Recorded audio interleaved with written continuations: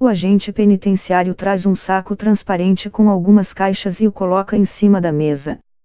Em instantes, a sala do Centro de Detenção Provisória Pinheiros 2, na zona oeste de São Paulo, está repleta de pincéis e maquiagens.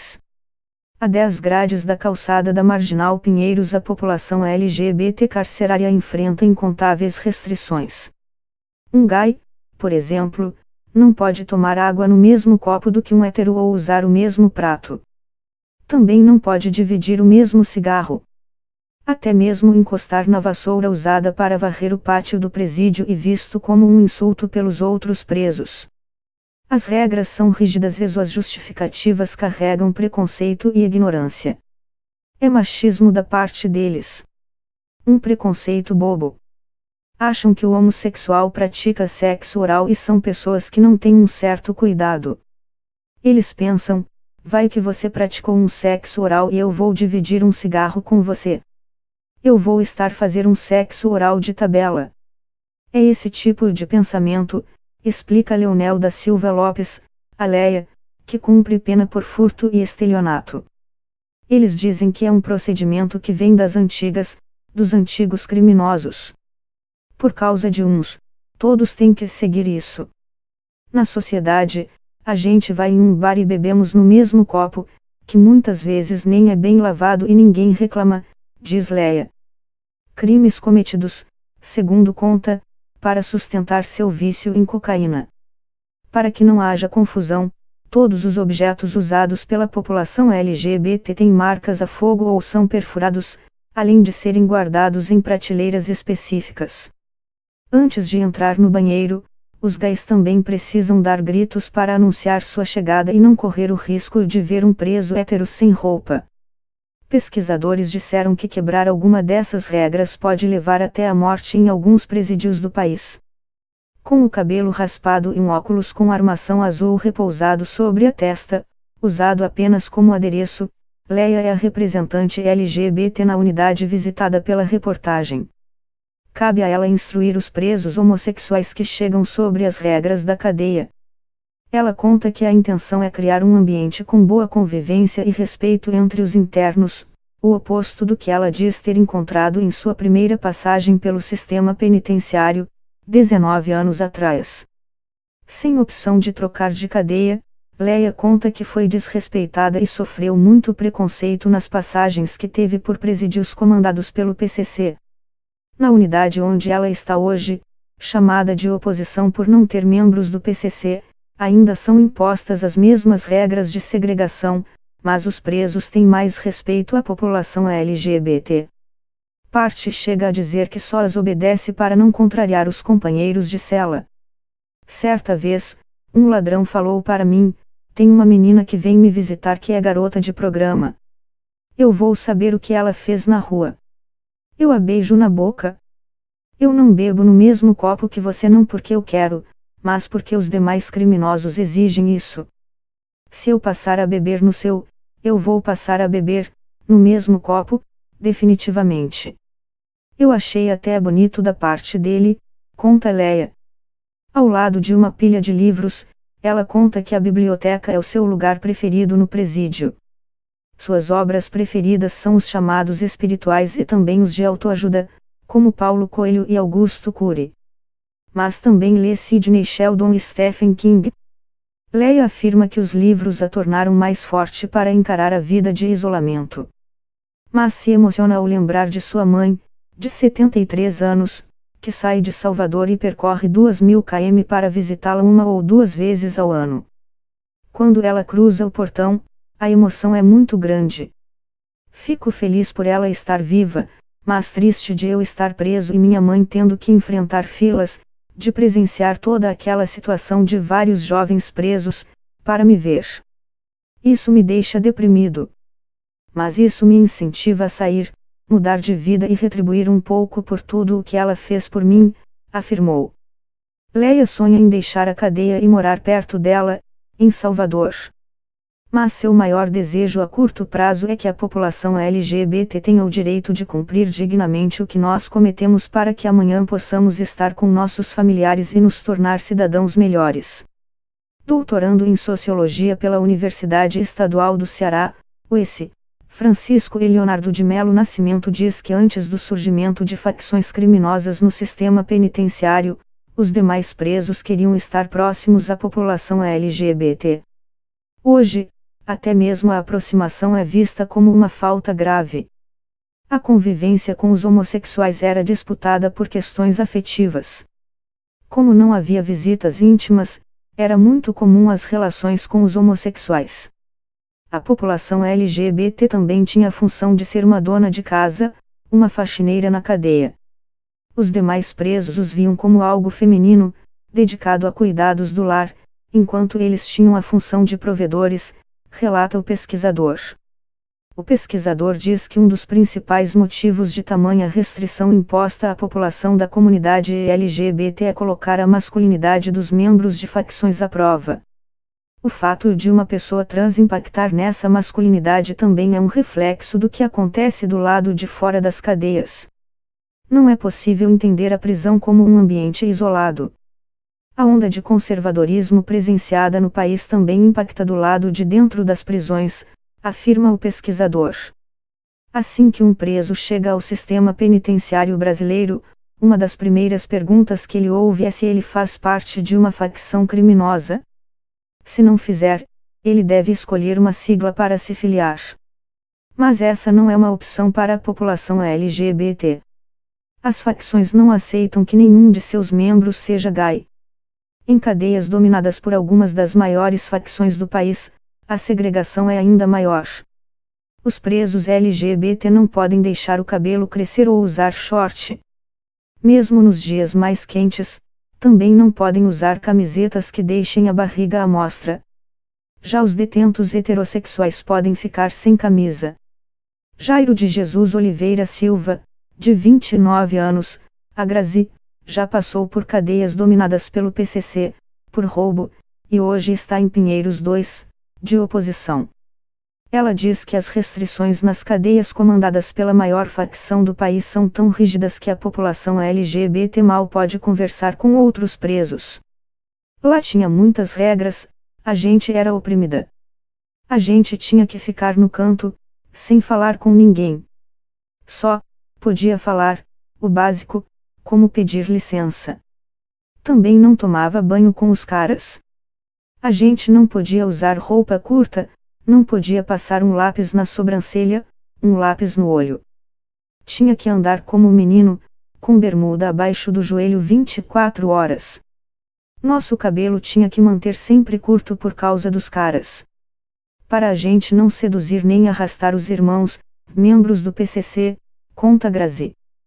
Para ela, o PCC age dentro dos presídios de maneira contraditória do que prevê o próprio Estatuto da facção fundada em 1993.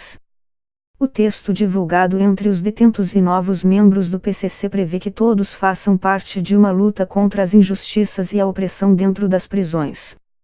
Eles falam que há igualdade pelo simples fato de o homossexual ter visita íntima. Hoje eles deixam, mas por obrigação, por causa das leis, não porque gostam. Eu já passei por lá e sei do que eu estou falando.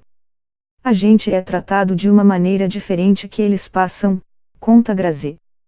Dilmar da Silva Soares, de 63 anos, Asca, é natural de Pelotas, RS, e tem diversas passagens no sistema carcerário, muitas por roubo, a maior parte das vítimas seus próprios clientes como garota de programa, e até por tráfico internacional de drogas quando tentou embarcar com 17 quilos de cocaína para Amsterdã, na Holanda.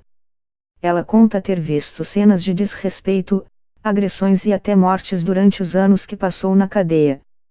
E ainda hoje presencia cenas de preconceito na unidade de Pinheiros 2. Eu pegar a vassoura para varrer o raio, não posso. A boia, alimentação, é eles que servem. Já aconteceu de passar um pão a mais. Tem que devolver porque é contado.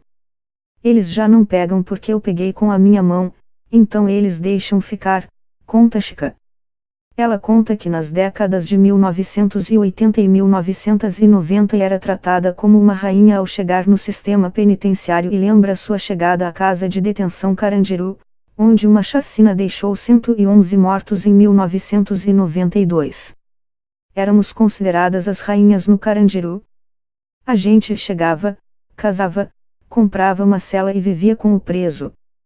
Ele me dava tudo do que eu precisava, mas eu não podia falar com mais ninguém. Quem não casava, podia se prostituir, lembra?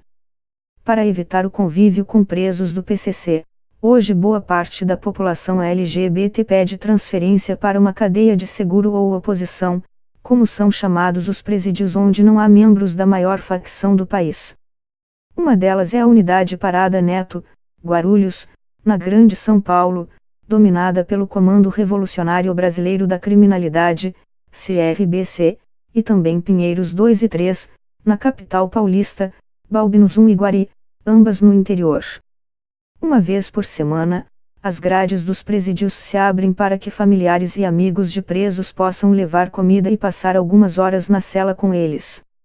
Esse momento é visto como sagrado para os detentos, já que é a única oportunidade que eles têm para rever pessoas que estão nas ruas, ter uma refeição especial e principalmente ter visita íntima. A Secretaria da Administração Penitenciária, SAP, informou em nota que uma resolução de 2014 garante que todos os direitos da população LGBT sejam respeitados nos presídios, inclusive visitas íntimas. Mas nos presídios paulistas, apenas em 2018 o PCC mandou um aviso aos seus membros para que isso fosse permitido no Estado. Especialistas, agentes penitenciários e os próprios presos entrevistados pela reportagem dizem que não importa quais leis sejam aprovadas pelo governo, pois dentro da cadeia as regras são ditadas pelas facções. Outro exemplo é que apenas em 2007 o PCC passou a proibir o estupro de gays dentro das penitenciárias comandadas pela facção, segundo a pesquisadora Camila Nunes Dias, autora de livros sobre o PCC e pesquisadora do Núcleo de Estudos e Violência da USP. Desde então, quem tiver relações sexuais com gays também passa a ser considerado bicha, como são chamados pelos presos da facção. Antes disso, era admitido o estupro. Hoje, ainda são obrigados a deixar a facção e serem transferidos para uma cela específica, afirma Dias. Essas questões, como não poder tomar água no mesmo copo, são internas deles. Para nós, são todas pessoas privadas de liberdade com os mesmos direitos. Mas eles, LGBT, merecem uma atenção especial. Eles vêm da sociedade e muitas vezes sofrem exclusão dentro da própria família. Chegam no limite do ser humano, no direito de ir e vir, e merecem atenção, afirma. Ela diz que a unidade promove atividades e oficinas na unidade sobre cidadania, oferece roupas íntimas e tenta ao máximo tratar de maneira humanizada essa população. Na unidade, também é permitido manter cabelo comprido e todos chamam os gays e trans pelo nome social, inclusive os funcionários. Teve resistência dos agentes. Teve. Mas foram entendendo que tratar pelo nome social e atender às necessidades deles era melhor para toda a segurança. A gente também entende que segregar é um preconceito, então elas convivem com os héteros. À medida que o corpo funcional respeita, os presos respeitam também, diz. A unidade de Pinheiros 2 tem capacidade para 793 pessoas, mas hoje abriga 1.601 presos. Entre eles, 254 são autodeclarados LGBT, o equivalente a 15% de sua população carcerária. Segundo o Conselho Nacional de Justiça, São Paulo tem 236 mil presos. A SAP estima que entre 5 e 6 mil sejam LGBT. O doutorando Francisco Nascimento, que também atua como agente penitenciário no Ceará, faz, ao lado de outros pesquisadores, um estudo nacional sobre a população carcerária LGBT e diz que cada presídio tem uma maneira diferente de lidar com a questão. As regras mudam de acordo com o espaço onde as prisões estão situadas. Há unidades do mesmo estado, comandadas pela mesma facção, mas com regras diferentes. No Ceará, por exemplo, não é permitida nenhuma aproximação com gays.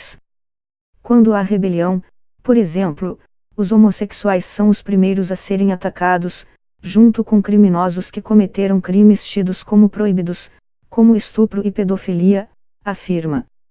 O pesquisador conta que certa vez, um grupo de presos do estado chegou a decapitar esses presos, que incluíam gays.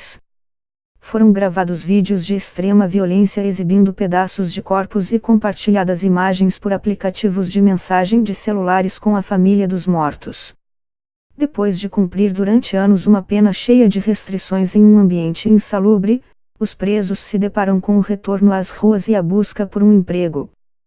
Se o peso de ter no histórico uma passagem é considerado um entrave para um preso heterossexual, no caso dos LGBTs é quase um atestado permanente de desemprego. É complicado porque a gente sai sem chão. A gente sai direto para uma casa de cafetina, para a rua, se prostituir. Porque a gente não vai sair daqui e ir direto para um emprego. Até você correr atrás, tirar documentos de novo. E até você achar alguém que te dê um emprego é muito difícil hoje em dia, afirmou Grazi, que é natural de Belém do Pará e conta que a distância da terra natal é mais uma barreira. A diretora de saúde de Pinheiros 2 diz que a unidade oferece curso de cabeleireiro e outras oficinas para que os internos aprendam uma profissão. Entre as atividades, eles fazem até mesmo ursos, que são doados para crianças do Hospital do Câncer. Chica diz que fazer os trabalhos na unidade, como o crochê, é uma terapia. Ela não recebe visitas, mas tem um namorado na unidade. Seu maior sonho é fazer uma cirurgia plástica. Coloquei silicone na face muito cedo, quando eu tinha 18 anos. É óbvio que a pele ficou flácida e caiu, então eu pretendo levantar. Eu quero ter um trabalho, por mais simples que seja. O importante é não voltar para a cadeia. Vamos supor, se eu procurar uma ONG e falar em você vai ser faxineira de escola, eu vou aceitar porque eu vou ter meu salário, condições de pagar por um teto e quero terminar meus estudos, terminar o ensino médio.